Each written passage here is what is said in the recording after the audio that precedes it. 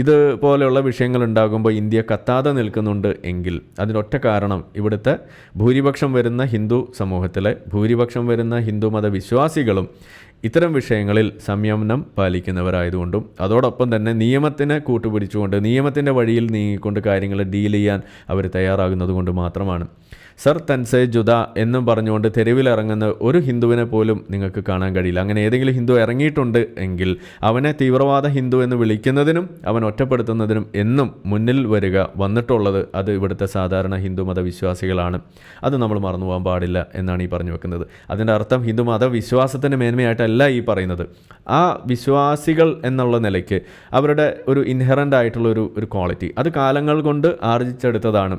അതിൻ്റെ ആർജിച്ചെടുക്കുന്നതിൻ്റെ കാരണമെന്ന് പറയുന്നത് ലോകത്ത് എവിടെ നല്ല കാര്യങ്ങളുണ്ടെങ്കിലും അത് ആർജിച്ചെടുക്കാനുള്ളൊരു അവസരം അത് അവർക്കുണ്ട്. അത് ഇസ്ലാമിൻ്റെ വക്താക്കൾക്ക് പലപ്പോഴും ഇല്ലാതെ പോകുന്നു.